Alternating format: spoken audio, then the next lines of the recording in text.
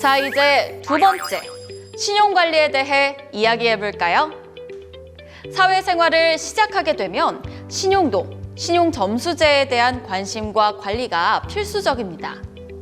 그동안 신용등급이란 말 많이 들어보셨을 텐데요.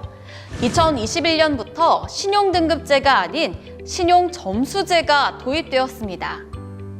신용점수란 향후 1년 이내 장기 연체가 발생할 가능성을 분석해서 1000점 만점으로 수치화한 지표입니다. 점수가 높을수록 신용 상태가 좋다고 볼 수 있습니다. 20대부터 신용등급에 반드시 신경을 써야 합니다. 주택 구입처럼 목돈이 필요할 때 대출을 받아야 하는데 신용등급이 우수할수록 대출 금액도 커지고 이자율, 금리도 유리해지기 때문입니다.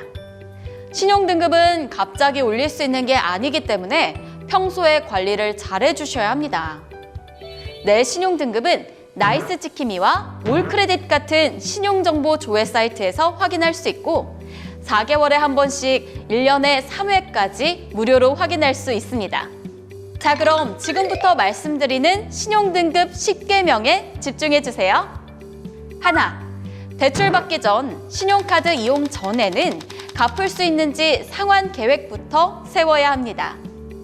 본인 소득을 생각하지 않고 무작정 큰 대출 금액을 신청하게 된다면 매월 대출 이자도 갚지 못하며 빚은 더욱더 불어나기 때문입니다.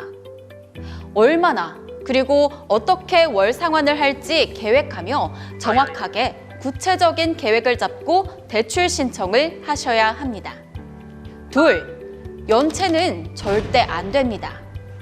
소액이라도 연체가 되면 신용점수에 부정적인 영향을 미치게 됩니다. 하루는 괜찮겠지? 하루의 기록은 3년간 나를 따라다닙니다. 셋, 카드 돌려막기도 절대 안 됩니다. 만약 다른 금융기관에서 또 대출을 받게 되면 금융기관끼리 정보를 공유하고 이것이 신용점수에 반영이 됩니다. 넷, 신용카드, 현금 서비스는 편한 만큼 위험하다는 사실을 꼭 알아야 합니다. 필요할 때 바로 쓸 수 있지만 불안정한 채무로 간주되기 때문에 자주 사용하면 신용점수에 부정적인 영향을 줍니다. 금리도 아주 높습니다. 다섯, 대출이 필요하다면 반드시 제도권 금융회사를 이용해주세요. 아마 거부감 없이 친근하게 다가오는 대출 광고를 많이 접하셨을 텐데요. 제2금융권에서 한 번이라도 대출을 받으면 신용등급이 급격히 낮아져 제1금융권에서의 대출이 힘들어집니다. 군인분들을 위한 대출 상품들이 제도권 금융회사에 많이 존재하기 때문에 이를 활용하시는 것이 좋습니다. 여섯, 다수의 금융기관에서 다수의 대출을 받지 말아주세요. 소액이라 하더라도 다수의 금융기관으로부터 대출을 받으면 신용점수 하락의 원인이 될 수 있습니다. 또한 대출 관리에도 소홀해져 연체가 발생할 확률도 높아집니다. 대출도 한두 곳의 금융기관을 정해놓고 꾸준히 거래하는 것이 신용점수의 상승과 관리에 도움이 됩니다. 7. 신용거래 기록은 현대인들에게 굉장히 중요합니다. 연체 없이 신용카드를 잘 사용할 수 있다면 안 쓰기보단 잘 사용해보세요. 계획적인 소비가 어려운 분들은 신용카드를 쓰기 전에 체크카드를 활용해보는 것도 좋습니다. 8. 연체를 하면 안 되겠지만 만약 연체를 했다면 연락을 피하면 안 됩니다. 피한다고 해결될 일도 없고요. 상환 독촉 전화를 일부러 피하면 신용등급 하락 등 더 큰 피해를 볼 수 있습니다. 특히 연락처가 바뀌면 대출받은 금융기관에 알려주셔야 합니다. 9. 연체가 발생했다면 연체 기간이 긴 것부터 빨리 상환해주세요. 연체는 기간이 길어질수록 신용등급에 불리하게 작용하기 때문인데요.